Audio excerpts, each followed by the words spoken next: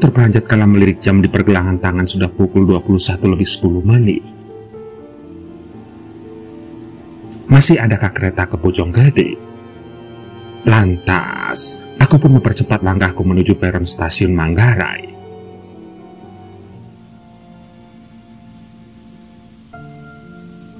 Aku terhenyak lemas. Peron mulai sepi. Hanya ada 1-2 pedagang yang biasa mangkal di peron sedang merapikan barang jualannya. Mereka hendak pulang.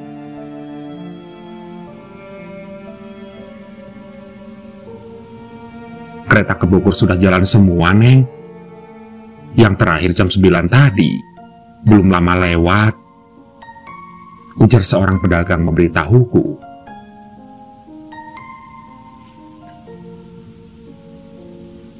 Mau rasanya menangis. Sudah bersusah payah naik bajai ke stasiun Manggarai untuk mengejar kereta terakhir ke Bogor.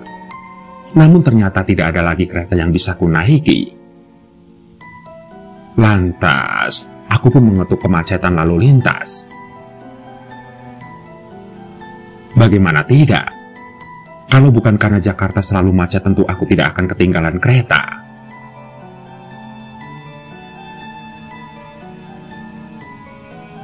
Bang Farhan, kakakku yang tinggal di Bojonggede, pasti gelisah dan bingung karena aku belum pulang. Aku pun makin sedih karena tidak bisa menelpon atau mengirim SMS. Benar, pulsa HP-ku sudah habis sejak siang dan aku belum mengisinya lagi. Sebenarnya sempat terpikir minta diisikan pulsa, namun kuurungkan karena istri abangku berlidah tajam.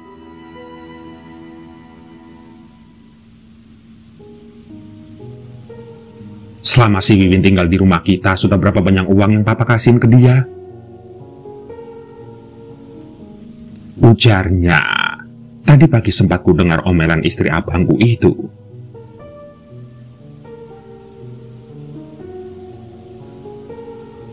Wiwin kan kesini nyari kerja. Biarlah kita nolongin dia sampai dapat kerjaan. Ucap Bang Farhan tidak enak hati.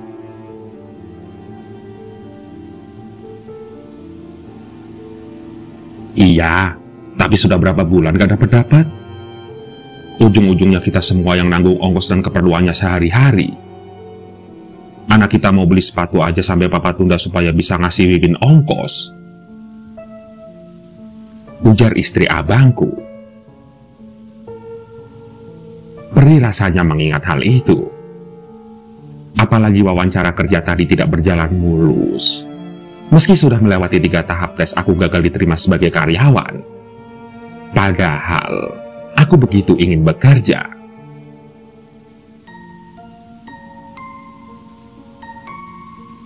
Gelar sarjana ekonomi yang kusandang membuat bebanku bertambah.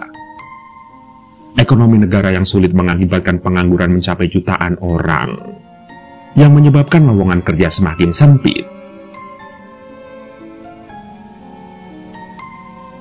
Sudah susah-susah disekolahin sampai jadi sarjana, sekarang nganggur juga.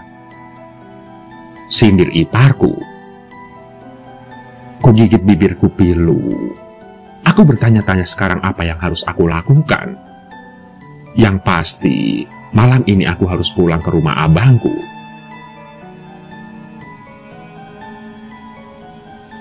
Aku kemudian mereka alternatif pulang. Aku masih bisa menyambung naik bus ke Bogor atau Depok, lalu naik angkot ke Bojonggede, atau naik taksi langsung ke rumah abang. Namun, semua sulit kulakukan. Naik taksi jelas tidak mungkin. Uang di dompet tinggal Rp5.000. Rencana semula 3.000 kubelikan tiket kereta ekonomi lalu turun di Bojonggede dan menyambung angkot menuju rumah abang yang tidak jauh letaknya dari stasiun. Kemudian sibuk berpikir bagaimana caranya bisa sampai ke Bojonggede dengan uang 5.000. Tulisan stasiun Manggarai di papan nama seakan mengejekku. Bahwa dari sini ke Bojonggede masih jauh. Bahwa stasiun Manggarai pun tutup kalau sudah malam.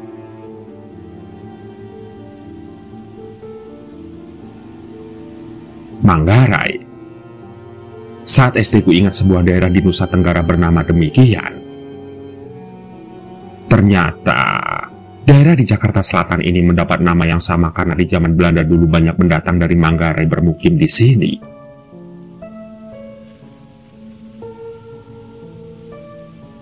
Hingga tidak berapa lama kemudian aku tersadar dari lamunanku. Aku tersadar ketika melihat box telepon umum. Dan aku pun berpikir kalau aku masih bisa menelpon Bang Farhan.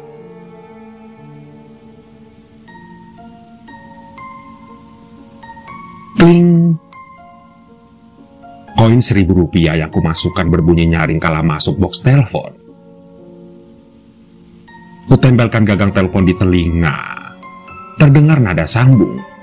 Dan perasaanku sedikit lega. Akan segera ku beritahu Bang Farhan bahwa aku terlambat pulang. Dan kalau dia mengizinkan dari Manggarai, aku akan naik bis ke Depok dengan sisa uang yang ada. Lalu naik ojek sampai Bojonggede dengan pembayaran setelah tiba di rumah. Iya, sepertinya ide ini yang terbaik. Biarlah iparku mengomel, karena abangku pasti mau membayar ongkos ojek lebih mahal agar aku bisa pulang malam ini.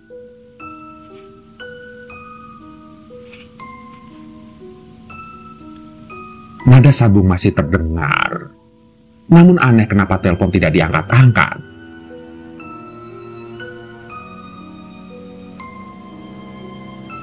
Tut, tut. Perasaanku menjadi gelisah mendengar nada sambung berbunyi beruntun. Please, tolong angkat teleponnya. Gumamku.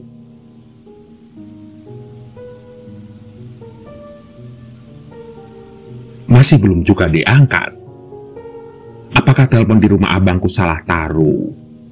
Posisi gagang telepon yang tidak pas pada dudukannya bisa membuat telepon tidak berdering meski ada penelpon masuk. Tut. Terdengar nada panjang, lalu terputus. Sialan. Gumamku sembari menaruh gagang telepon. Kutunggu koin keluar lagi, karena mestinya koin keluar jika pulsa belum terpakai. Kutunggu beberapa saat.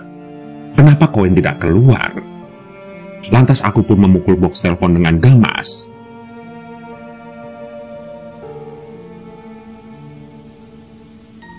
Tak tahukah kamu koin 1000 perak yang tadi kumasukkan sangat berarti bagiku? Brak, brak, ujarku sembari memukul-mukul box telepon.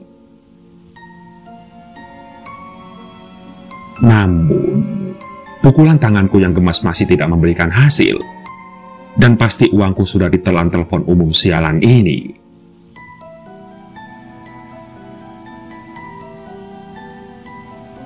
Aku masih menatap jengkel ke arah box telepon umum. Berharap terjadi keajaiban. Uang logamku akan keluar.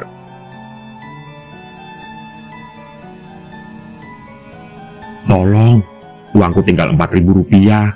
Semuanya uang kertas ribuan. Tidak ada koin lagi yang bisa aku pakai buat menelpon. Gumamku dalam hati. Hingga tiba-tiba, srek. Aku pun menoleh dan bertanya-tanya siapakah itu. Terlihat seseorang berjalan mendekat, dan karena lampu stasiun di belakangku, aku tidak bisa melihat jelas sosok yang datang dari jalur rel. Ia seolah muncul begitu saja dari kegelapan. Namun yang pasti dia adalah seorang laki-laki, bertubuh besar, gemuk, perutnya agak buncit, tangannya besar, pendek, hitam, berminyak dengan kuku-kuku kotor.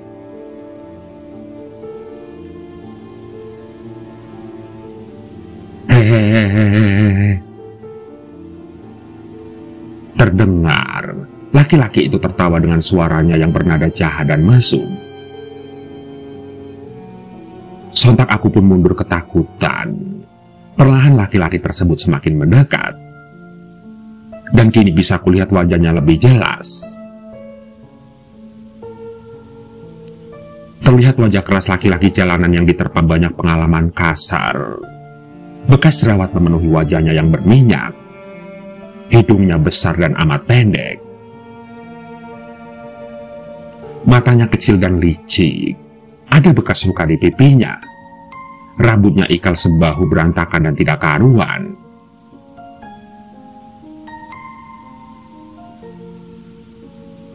Hehehehe.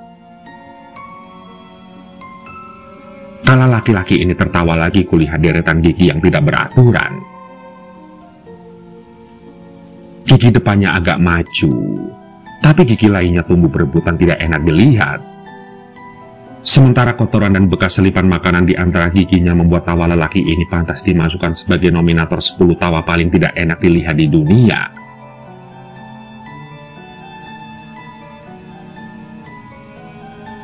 Kok sendirian, Mbak?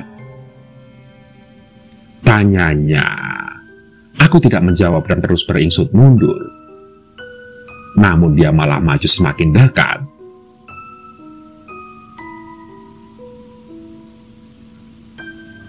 Santai saja, mau kemana sih Mbak? Ujarnya lagi.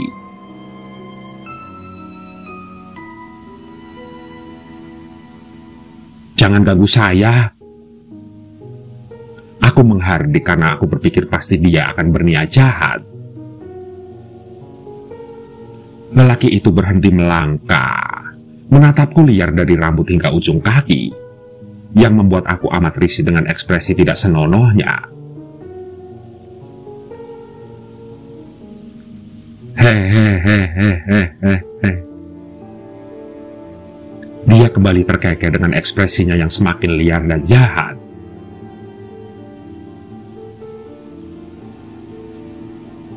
Gila. Gumamku. Aku dapat menduga apa yang ada di benaknya. Aku kemudian memandangi sekelilingku dengan panik. Tik. Ada sesuatu yang membasahi tanganku. Tik. Tik. Rambutku basah. Hujan tiba-tiba turun menitik pelan-pelan. Sontak, aku pun makin panik saja. Sementara stasiun Manggarai sudah sepi. Orang-orang di peron sudah pergi entah kemana. Ditambah hujan mulai turun, tidak mungkin masih ada orang kemari. Benar, kini hanya tinggal aku dan lelaki gila ini di sini.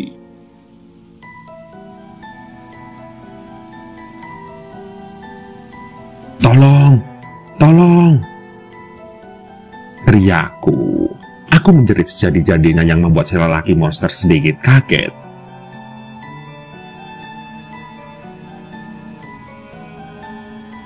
Tolong! Aku berteriak lebih keras. Terlihat kepala berambut ikal di depanku mengamati situasi. Ia siap-siap kabur jika ada orang muncul. Sementara aku berharap penuh semoga ada yang datang menolong. Namun, tidak seorang pun muncul.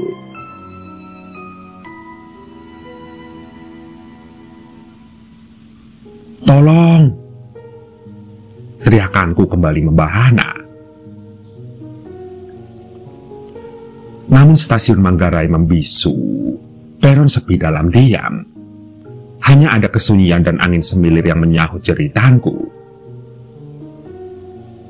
Sontak, seringai iblis tersimpul di bibir hitamnya. Hehehehe. Nggak ada yang mendengar teriakan kamu, sayang. Ujarnya. Dan kini, hanya satu yang terpikir di benakku. Lari. Aku harus kabur menyelamatkan diri.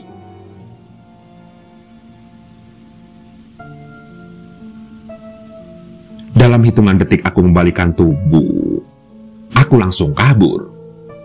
Sementara lelaki monster di depanku terperangah dan sejurus kemudian dia pun mengejar.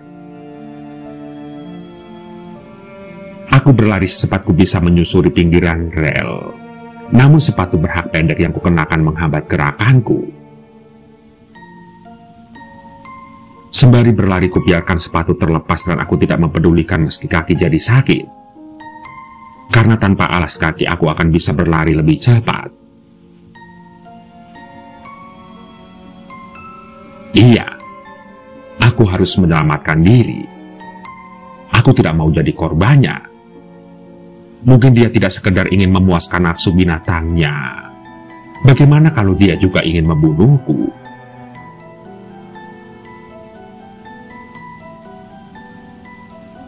Kutoleh ke belakang lelaki itu terus mengejar. Tubuhnya yang agak gemuk tidak menghalangi kelincahannya berlari. Sementara seringai iblis serta tawa terkekehnya membuatku semakin panik.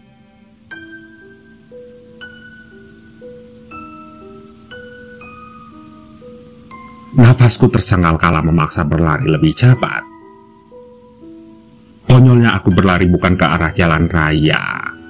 Karena panik aku malah berlari ke bagian stasiun yang sepi. Sementara hujan yang tadi rintik kini menderas.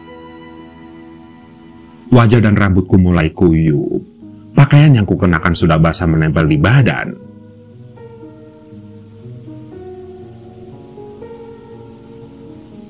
Kemana aku harus menyelamatkan diri? Tanyaku panik.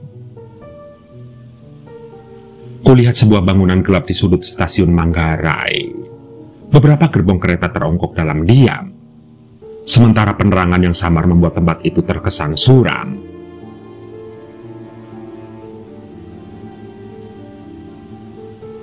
Bangunan depo kereta. Kala aku menoleh ke belakang, lelaki kebung itu masih terus mengejar. Tubuhnya juga basah kehujanan.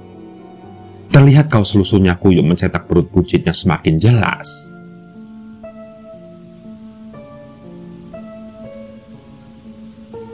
Hehehehehe.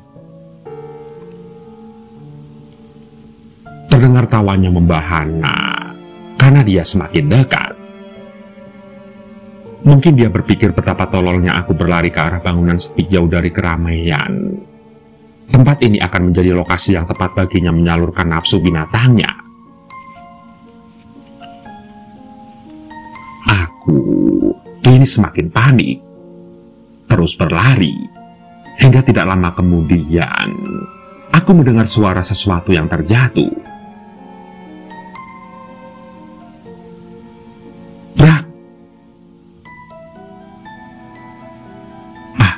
Bunyi apa barusan? Tanyaku dalam hati. Dan sembari berlari aku pun menoleh ke belakang. Kulihat laki-laki tadi terduduk sembari menyumpah-nyumpah memegangi kakinya. Mungkin dia jatuh karena kakinya tersangkut besi rel. Dan syukurlah, karena itu akan membuatnya tidak leluasa mengejarku lagi. Lantas, aku pun berdoa dalam hati agar kakinya keseleo parah atau bahkan patah.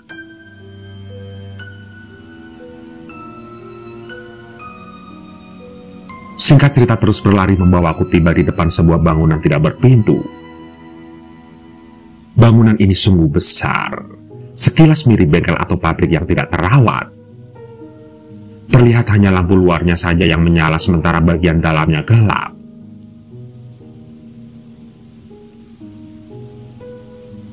Ya Tuhan, semoga di dalam depo kereta ini aku bisa bersembunyi. Ujarku dalam hati, dan tanpa berpikir panjang aku langsung masuk ke dalamnya.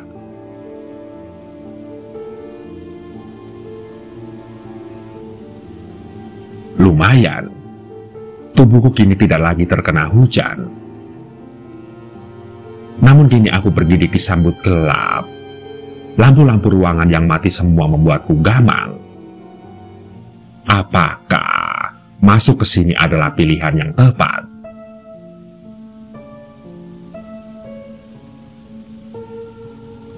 Mataku kini berusaha menyesuaikan diri dengan cahaya minim. Samar-samar kulihat kumpulan gerbong agak di ujung bangunan. Lantas dengan ragu aku melangkah ke sebuah gerbong.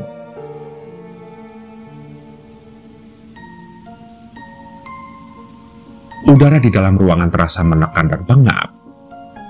Sementara kegelapan yang berkuasa di depo seperti penjara yang mengunci jiwa dan menyesakkan dada.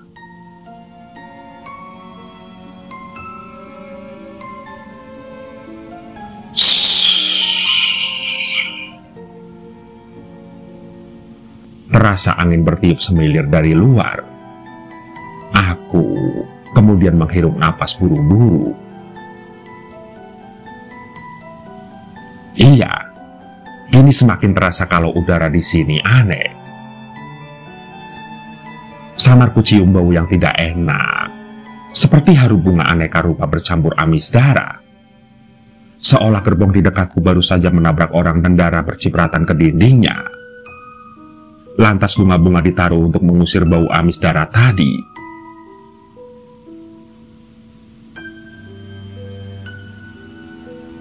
Bulu kuduku meremang. Hingga sret, terdengar langkah orang yang mendekat.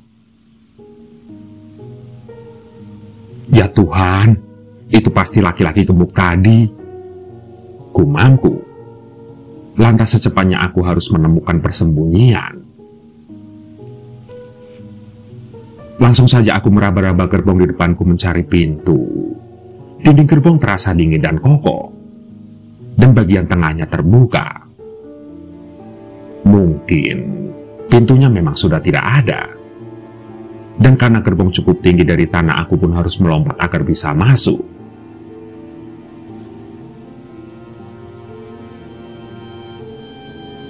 Hup! Terdengar tubuhku jatuh ke lantai yang dingin. Aku beringsut menuju pojok gerbong yang sangat gelap, dan berdoa semoga laki-laki itu tidak melihatku di sini.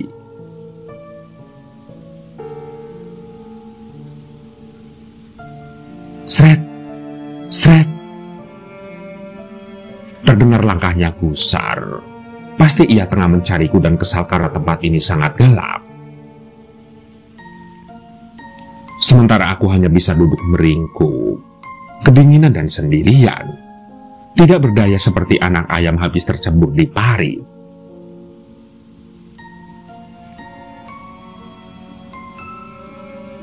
Jantungku kini berdetak lebih kencang, seperti dentum genderang yang dipukul bertalu-talu dengan cepat dan keras.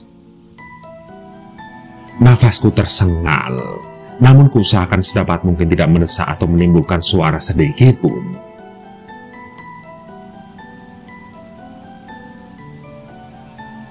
Ya Tuhan, semoga laki-laki itu mencari ke arah lain agar aku bisa menyelinap pergi tanpa dia ketahui. Ujarku. Aku memejamkan mata sembari berdoa. Namun, ada sesuatu yang membuat perasaanku tidak enak. Benar, entah kenapa aku merasa tidak sendiri di dalam gerbong sepanjang kurang lebih 10 meter ini. Perasaanku berkata, ada sesuatu di sudut gerbong yang lain.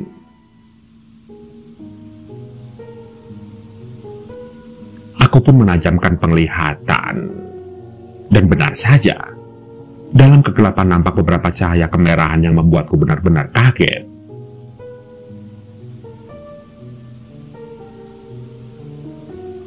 Entahlah benda apa itu. Menyorot tajam tapi tidak membuat gerbong ini terang, seperti cahaya beberapa pasang mata. Dan kalau memang benar, maka mata makhluk apakah itu?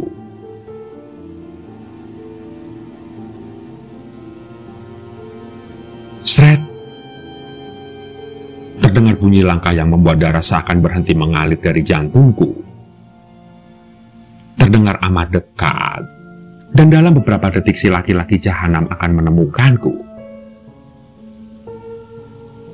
Aku kemudian menggigit bibirku menahan tangis. Ini situasi yang amat menakutkan. Aku harus kabur dari gerbong ini dan bersembunyi ke tempat lain.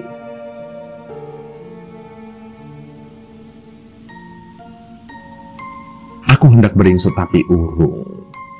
Rasanya sulit bergerak seolah sesuatu yang ada di ujung gerbong merampas tenagaku.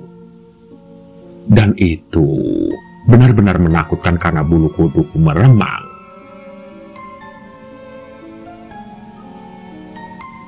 Lantas aku pun memberanikan diri menatap ke depan.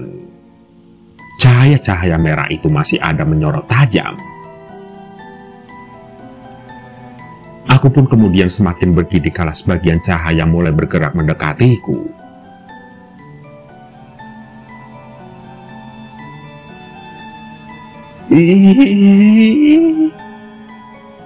Terdengar suara orang yang sedang merintih.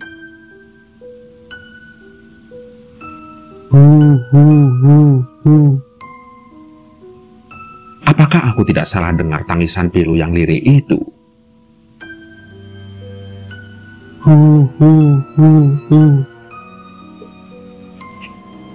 Namun tidak salah. Itu memang suara orang yang sedang menangis dan tangisannya sangat menyayat.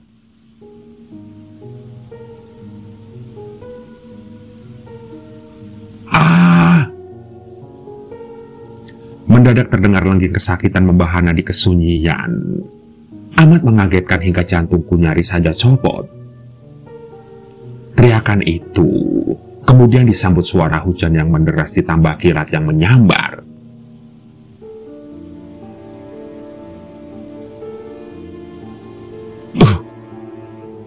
Aku ternganga. Dalam sepersekian detik kilat menyumbangkan cahaya ke dalam gerbong. Dan meskipun hanya sekejap namun mampu menjawab apa yang ingin ku ketahui. Tubuhku menggigil. Bagaimana tidak?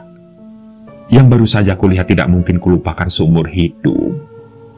Ini terlalu gila. Terlalu mencekam. Di ujung gerbong yang kunaiki teronggok mayat-mayat berkelimpangan seperti ditumpuk. Jumlahnya banyak, mungkin lebih dari 20 orang. Tubuh-tubuh itu terlihat tumpang tindih tidak karuan. Sebagian tidak memiliki anggota tubuh lengkap. Ada yang putus tangannya, dan ada yang tidak berkaki. Ada pula yang tidak berkepala. Terlihat juga darah berceceran di mana-mana. Di lantai dan dinding gerbang, bahkan ada yang mengental di wajah dan rambut yang membuat mayat-mayat itu semakin mengerikan. Sementara pakaian mereka masih melekat di badan penuh noda darah. Menilik bentuk tubuh dan pakaian yang dikenakan mayat-mayat itu terdiri dari laki-laki dan perempuan dewasa. Ada juga 1-2 anak kecil dan lelaki tua. Namun, yang membuatku bergidik sebagian potongan tubuh tercecer seolah tidak bertuan. Paling depan kulihat sepotong tangan berlumur darah. Jari-jari di tangan itu bergetar. Pertanda nyawanya belum lepas benar. Sementara di belakangnya tergeletak kepala seorang laki-laki. Sebagian kepala itu hancur berantakan. Nampak cairan putih otak berhamburan bercampur darah. Sontak, pemandangan itu membuat perutku mual dan nyaris saja aku muntah. Aku harus secepatnya keluar dari gerbong ini. Kumanku. Srek. Langkah kaki itu kini terdengar agak jauh. Nampaknya ia mencariku di gerbong lain.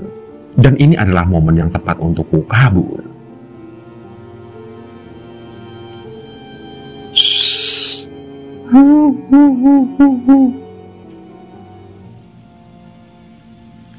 Rintih dan tangis kesakitan di dalam gerbong kembali terdengar. Seakan pemilik tubuh-tubuh tak utuh itu ingin berbagi kesedihan.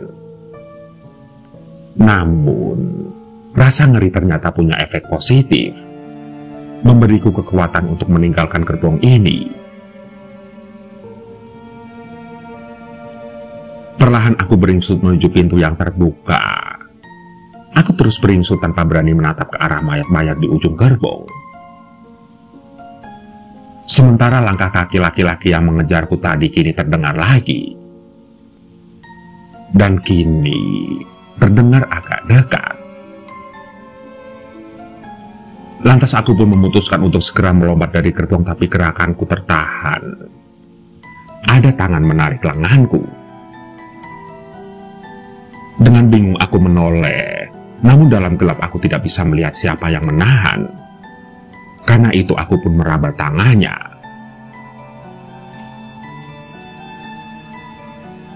Hingga tidak lama kemudian kilat kembali menyambar. Aku terpekik kala kilatan cahaya menerangi sepotong tangan hitam berdarah yang menjamah lenganku. Tangan seorang laki-laki yang wajah dan tubuhnya penuh darah. Namun, bagian bawah tubuhnya tidak utuh. Kedua paha dan kakinya tidak ada.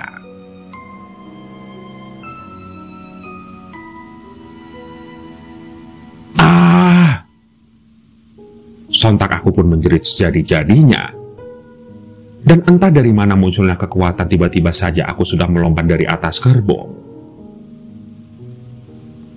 Tubuhku jatuh dengan kasar ke bantalan rel. Aku mengadu kesakitan karena kakiku terantuk besi rel. Namun, aku sadar kini dalam situasi yang tidak memungkinkan untuk mengeluh dan menangis. Apalagi kini terdengar langkah mendekat. Pasti laki-laki tadi mendengar ceritaku dan kini mengetahui di mana posisiku. Lantas, aku pun memaksakan diri untuk berdiri. Hehehehehehe. Mau lari kemana lagi, sayang? Ujarnya. Laki-laki itu muncul.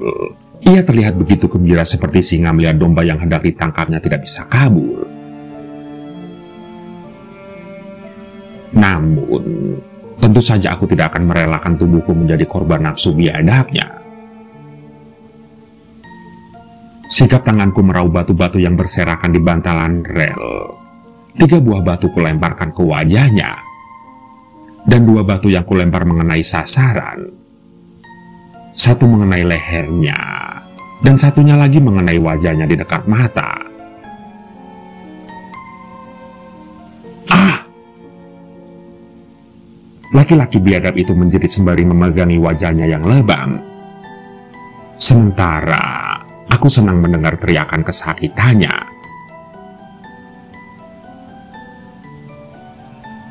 Setanmu! Ujar laki-laki itu sembari mengejarku.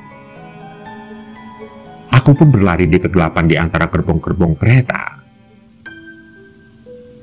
Dan ini bukanlah hal yang mudah. Bahkan berkali-kali aku menabrak gerbong atau tersandung pinggiran rel.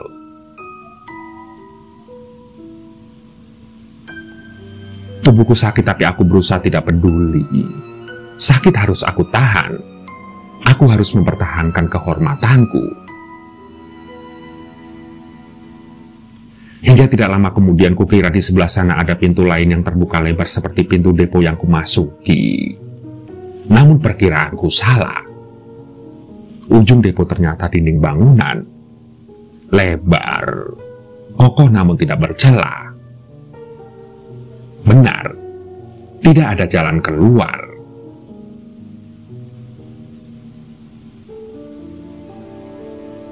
Ya Tuhan, kenapa nasibku sesial ini? Ujarku. Laki-laki iblis itu semakin mendekat. Sepertinya dia akan mendapatkanku. Aku nyaris pasrah.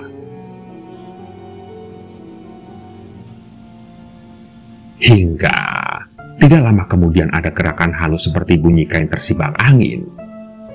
Lantas, aku pun menoleh ke kiri ke arah datangnya suara. Namun, nyaris saja napasku berhenti. Bagaimana tidak? Kulihat makhluk lain yang tubuhnya ditutupi baju putih panjang. Rambutnya hitam senderawut menjuntai sampai ke punggung. Dan sorot matanya merah. Hehehehehehe. Terdengar laki-laki yang memburuku terkekeh melihat aku diam seperti pasrah. Namun, tidak tahukah dia ada kuntilanak di dekatku? Tidakkah dia melihat makhluk itu? Tubuh besar berperut buncit ini semakin dekat. Nafasnya semakin memburu.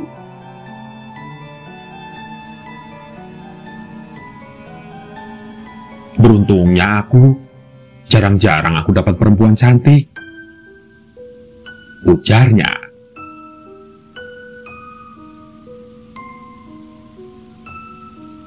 Jangan, teriakku. Kedua tanganku mencoba menghalaunya. Mendingan kamu pasrah saja. Kalau tidak, aku tidak akan segan-segan untuk membunuhmu. Ucapnya, terdengar suaranya penuh dengan ancaman.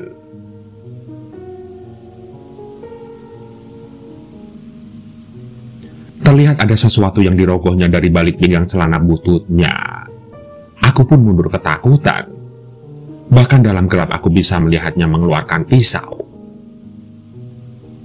Iya, ujung pisau runcing berkilat memamerkan ketajaman.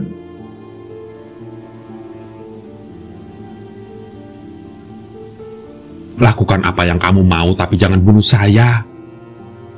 Suaraku mengibas setengah menangis.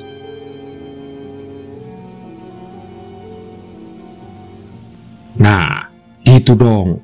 Aku juga capek ngejar-ngejar kamu, ujarnya. Tawa jelek itu kembali terdengar. Kututup mataku. Hatiku tercabik mendengar kesibukan laki-laki itu melepas ikat pinggang dan celananya. Ya Tuhan, akankah nasibku hancur di tangan laki-laki durjana ini? Batinku. Dengan kasar laki-laki itu menyergap dan menindihku. Tubuhku terjerembab ditimpa tubuhnya yang besar. Sementara bau ketiaknya membuatku ingin muntah. Apalagi kala dia terkekeh, mulutnya seperti bau WC umum. Sontak aku pun meronta dan memukul sekuat tenaga. Namun tubuhnya terlalu berat untuk bisa kuenyahkan.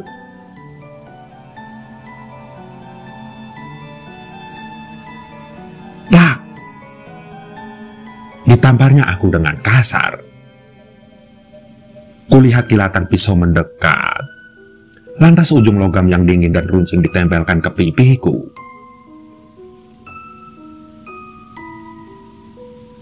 Kalau masih ngelawan pipimu aku kasih tanda tangan mau. Ancamnya. Tangisku pun makin pilu. Tidak ada lagi yang bisa kulakukan untuk menyelamatkan diri. Iya, aku akan kehilangan segalanya malam ini. Tanpa kuduga laki-laki yang menindihku meraung seperti anjing kena tendang. Kemudian himpitannya melemah. Terasa dekapannya juga mengendur. Buru-buru aku beringsut menggeser tubuhku lepas dari tubuhnya. Aku terus beringsut menjauh di lantai depo yang dingin. Namun dalam gelap aku tidak bisa melihat jelas apa yang sedang terjadi. Aku bahkan tidak mengerti kenapa dia menjerit dan mendorongku dengan kasar.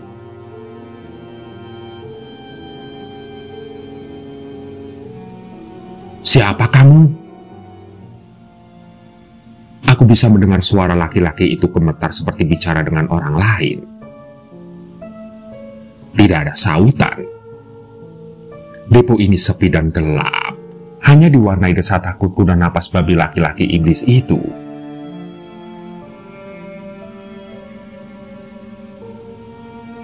Jangan main-main ya. Apa kamu mau mampus di tanganku? Ujar laki-laki itu sembari memutar-mutar pisaunya mengarah ke dalam kegelapan. Benakku mencerna apa yang sebenarnya sedang terjadi. Mungkinkah laki-laki ini melihat apa yang tadi kulihat? Hingga tidak berapa lama kemudian jerit histeris tiba-tiba menggema. Terdengar raung kesakitan seseorang yang dibantai. atau lolong binatang yang terluka dihabisi musuh.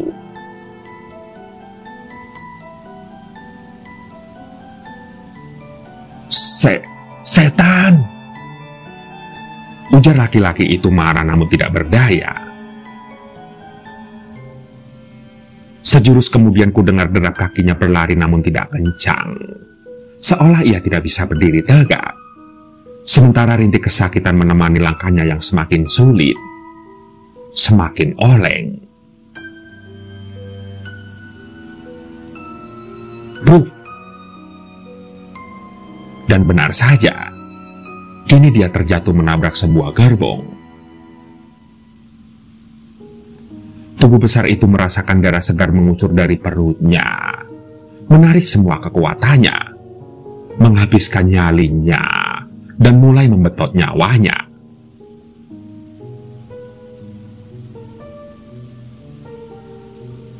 Tangannya memegangi perut yang terus mengucurkan darah.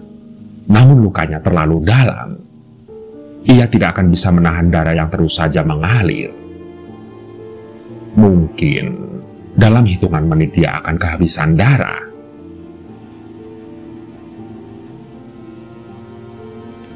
Iya, dia harus segera keluar dari depo ini mencari pertolongan. Dan ini adalah perjuangan antara hidup dan mati. Semakin susah dia mencoba berdiri. Tekanan tubuhnya membuat darahnya kembali mengucur dari perut. Namun, penderitaannya belum berakhir. Terlihat ada beberapa cahaya kemerahan muncul dari sebuah gerbong, melayang rendah. Cahaya itu kemudian berubah seperti tembok kelam menghadangnya.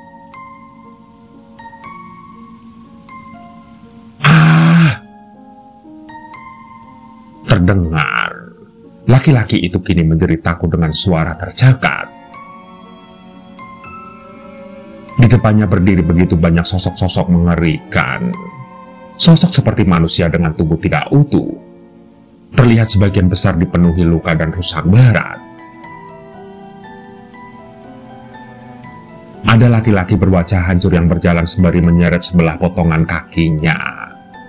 Ada tubuh sebatas leher yang menenteng potongan kepala berlumuran darah. Ada ibu yang menggendong potongan-potongan tubuh anak kecil. Ada potongan kaki yang beringsu di lantai. Dan banyak lagi sosok-sosok aneh yang mengingatkannya pada korban-korban kecelakaan kereta api. Sontak, laki-laki itu mundur namun sosok-sosok itu terus maju mendekatinya. Dia terus mundur hingga dia menabrak sesuatu.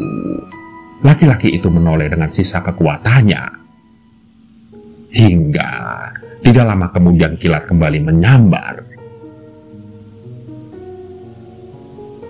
Cahaya yang dipantulkan ke dalam ruangan membuat laki-laki itu nyaris lumpuh ketakutan. Dia melihat sosok perempuan berpakaian putih dengan rambut awut-awutan melotot tajam.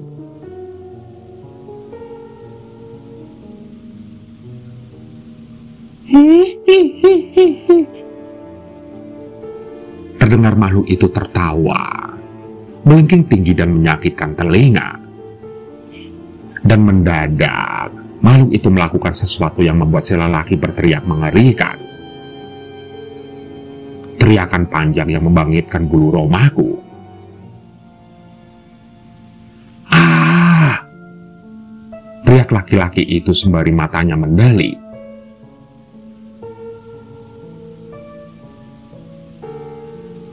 Iya, semua yang kudengar membuatku semakin kehilangan nyali. Aku tidak jelas apa yang sebenarnya terjadi. Aku hanya sempat melihat laki-laki jahat tadi berhadapan dengan kuntilanak lalu kudengar teriakannya kesakitan dan menderita.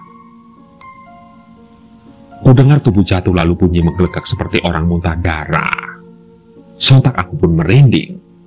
Terduduk lemas, aku kemudian merapat ke tembok.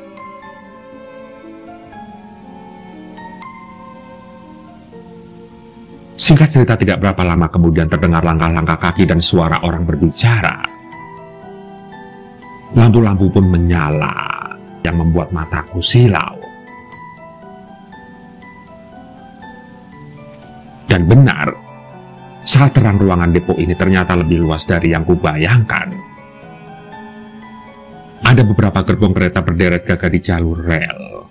Selain itu, beberapa peralatan mekanik memenuhi lantai yang hitam kotor dan dinding yang agak bersih. Aku kemudian menjerit. Tidak jauh di depanku sosok tubuh besar terbujur kaku. Melotot namun tidak lagi melihat. Perutnya masih mengeluarkan darah segar. Terlihat sebuah gagang pisau menyembul dari kaos kumalnya yang kini merah berlumuran darah. Ujung pisau itu tertancap di atas perutnya.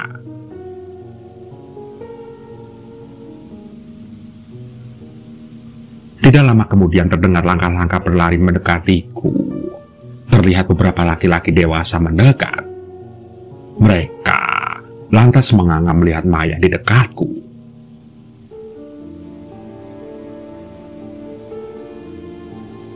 Singkat cerita, mobil minibus milik petugas stasiun meluncur ke arah Bojonggede. Dua orang petugas stasiun Manggarai berbaik hati mengantarkanku pulang. Keduanya dengan sopan duduk di depan sementara aku duduk di bangku tengah yang lebar sendirian. Sehabis kereta terakhir berangkat, saya pulang ke rumah. Kebetulan rumah saya dekat stasiun. Laki-laki yang menyupir dan masih berseragam kerja bercerita. Tahu-tahu tukang rokok yang biasa mangkal di peron datang. Katanya ada cewek lari dikejar-kejar sama si Bangkok, preman stasiun. Karena si Bangkok pernah memperkosa dan membunuh, saya pun jadi khawatir. Lantas saya ngajakin teman-teman ke stasiun. Ujarnya, dan rupanya itu yang membawanya datang ke depo. Namun, benakku kini digelayuti tanda tanya. Saya nggak ngerti siapa yang membunuh si Bangkok. Saya nggak melakukannya. Polisi juga nggak menemukan sidik jari saya di pisau. Ujarku.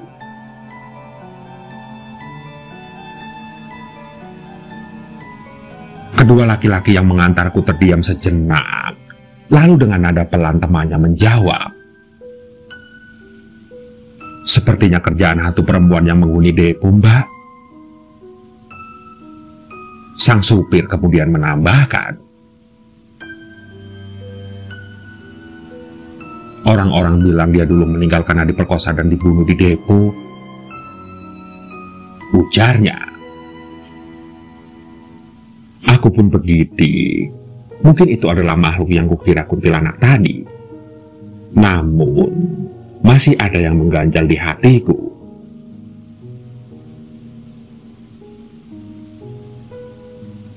Oh iya, kenapa saya lihat banyak mayat di gerbong ya, Pak? Padahal waktu lampu menyala saya lihat gerbong-gerbong itu kosong. Tanyaku.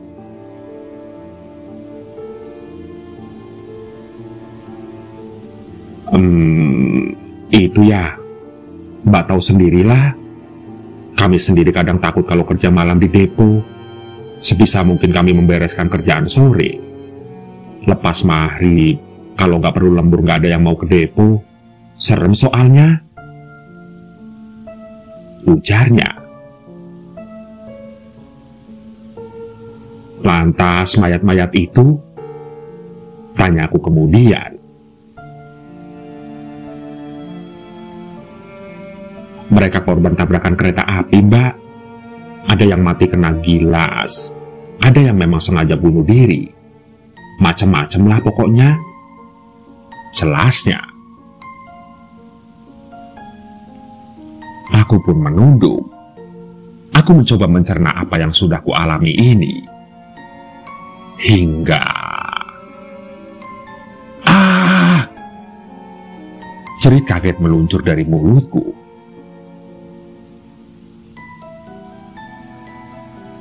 Kenapa, Mbak? Tanya sang bapak-bapak.